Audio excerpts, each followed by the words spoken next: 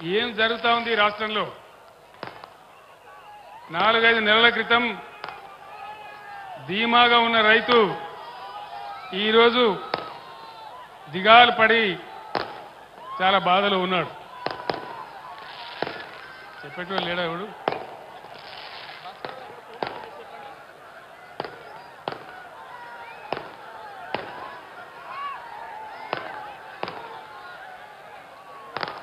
మీ అందరితోని నేను ఒక 4-5 విషయాలు మాత్రం మనవి చేస్తాను.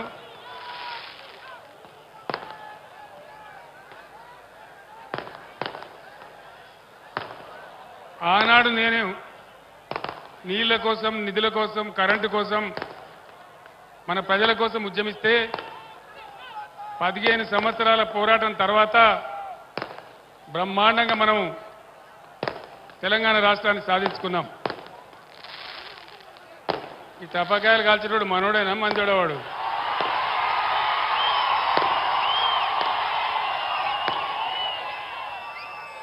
మనోడైతే అట్లా కాల్చాడు, మనోడు కాదా?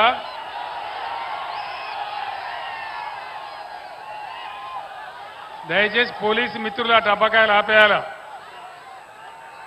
అది ఎన్నికల నియమావళికి విరుద్ధం, ఆ విధంగా చేయకూడదు. నీళ్లు ఆనాటి నుంచి ఈనాటి వరకు మన పోరాటం నీళ్లు. తెలంగాణ బతుకే నీళ్ల మీద పోరాటం. ఈరోజు ఈ జిల్లాలో మినిస్టర్లు ఉన్నారు. ఇరిగేషన్ శాఖ మంత్రి స్వయంగా ఇక్కడ ఉన్నాడు. వీళ్ళు దద్దమ్మలాగా పోయి నాగార్జున సాగర్ కట్ట మీద కేంద్ర ప్రభుత్వానికి అధికారం ఇచ్చేసినారు, కేఆర్ఎంబీకి అప్పచెప్పినారు. మీరందరూ కూడా చూసినారు ఆ విషయాన్ని కల్లారా. మీ అందరు నేను ఒకటే కోరుతా ఉన్నా, 1956 నుంచి ఈనాటి వరకు మనకు శత్రువే కాంగ్రెస్ పార్టీ.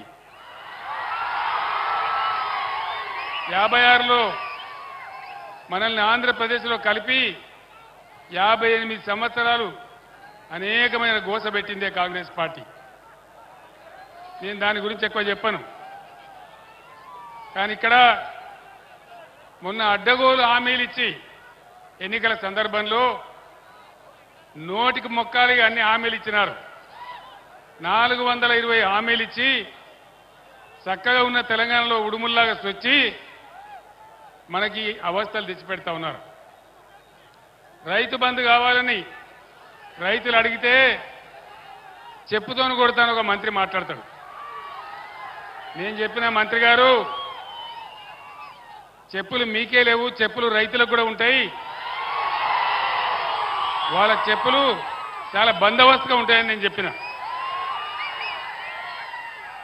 బీఆర్ఎస్ పరిపాలనలో బీఆర్ఎస్ 10 ఏళ్ల అధికారంలో ఉంటే తెలంగాణ రాష్ట్రంలో 18 పంటలకు ఏమాత్రం వెనక ముందు కాకుండా బ్రహ్మాండంగా సాగరాయకట్టంతా నీళ్ళిచ్చి పంటలు పండించినాం, బంగారు పంటలు పండించినాం.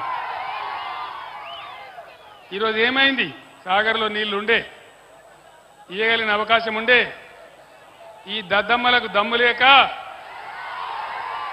ప్రాజెక్టు తీసుకుపోయి కేఆర్ఎంబీ చేతిలో పెట్టి మొత్తం పంటలను ఎండబెట్టినారు సాగరాయకట్లు. తెలంగాణ వచ్చిన తర్వాత పంటలు ఎండినాయంటే ఇదే మొదటిసారి. రైతు బంధులో దగా, రైతు బీమా ఉంటుందో ఊడుతుందో తెలియదు. బ్రహ్మాండంగా కేసీఆర్ ఉన్నన్ని రోజులు రెప్పపాటు కూడా పోని కరెంటు కట్కా బంద్ చేసినట్టే మాయమైపోయినది. ఎక్కడికి పోయింది కరెంటు? ఏమైంది కరెంటుకు? వీళ్ళు కొత్తగా గడ్డపారలు బట్టి తవ్వి పనిచేసే అవసరం లేకున్నా కేసీఆర్ 9 ఏళ్ల పాటిచ్చిన కరెంటును కూడా నడిపించలేని అసమర్థులు ఈరోజు రాజ్యాన్ని వెళ్తా ఉన్నారు మన దగ్గర. దయచేసి మీరు గమనించాలి 2 విషయాలు. ఒకటి, కరెంటు ఎందుకు ఆగమవుతా ఉంది నేను ఈ ప్రభుత్వాన్ని ప్రశ్నిస్తా ఉన్నా. ఎందుకు బాధ పెడతా ఉన్నారు ప్రజలను? కష్టపడి బ్రహ్మాండంగా మిగులు కరెంటు ఉండే పద్ధతిలో మేము చేసినాం. ఆ మాత్రం కూడా మీకు చేతనైతే లేదా?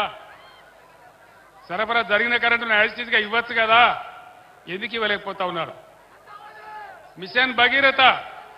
మిషన్ భగీరథతో మంచినీళ్లు తెచ్చి అర్బన్ ఏరియాలో మున్సిపల్ ఏరియాలో అన్ని వర్గాల పేద ప్రజలకు దొరకాలని ₹1 నల్లా కనెక్షన్ ఇచ్చి ప్రతి ఇంట్లో నల్లా ఫిట్ చేసి ప్రజలందరికీ కూడా ప్రతి ఇంటికి బ్రహ్మాండంగా నల్లా నీరు అందించినాం.